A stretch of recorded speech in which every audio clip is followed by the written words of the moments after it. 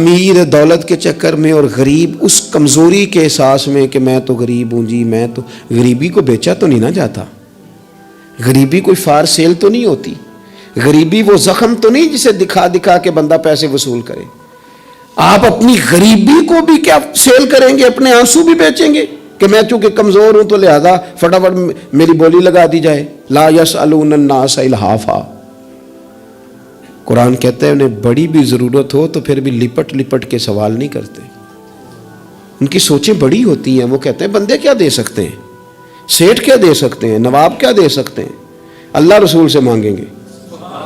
ان کی بڑی سوچیں ہوتی ہیں۔ وہ شاعر تھا نا ایک بیچارہ، شاعر ناراض نہ ہو جائیں، یہ بھی بیچارے قابل رحم ہوتے ہیں، ساری دنیا سو رہی ہوتی ہے تو یہ چھتوں پہ پھر رہے ہوتے، کہتے ہیں آمد ہو رہی ہے، تو یہ بھی ایک عجیب بعض اوقات کیفیت بن جاتی ہے۔ تو اس کی بھی حالت کچھ تھوڑی زیادہ ہی پتلی تھی، کپڑے بھی پھٹ گئے، کسی چوک میں مکھیاں بھنک رہی تھیں، تو کسی نے سمجھ لیا کہ شاید غریبی بیچے گا۔ ایک بندہ سیٹھ گزرا تو 5 روپے پھینک گیا، تو شاعر اسے کہنے لگا یہ اٹھا اپنے پیسے لے جا، کہنے لگا وہ آپ کو اس لیے دیں کہ آپ کو ضرورت تھی، بڑا خوددار آدمی تھا، کہنے لگا اگر ضرورت ہوگی تو میں رب سے مانگ لوں گا، اللہ سے مانگ لوں گا ضرورت پڑے گی تو۔ یہ آرزوئے کرم اور میں آپ سے کروں، یہ آرزوئے کرم اور میں آپ سے کروں، یہ بھیک اس کو دیجیے جس کا خدا نہ ہو، میں مانگ لوں گا اللہ رسول مجھے دیتے ہیں۔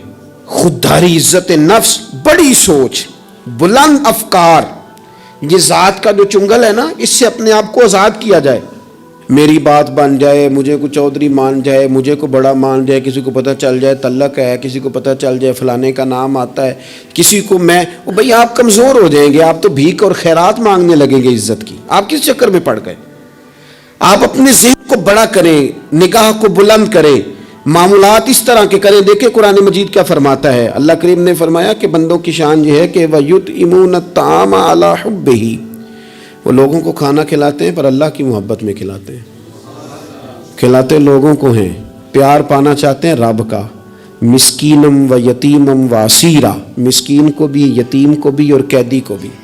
کبھی اگلی آیت پر آپ غور کریں نا، فرمائے انما نطعمکم،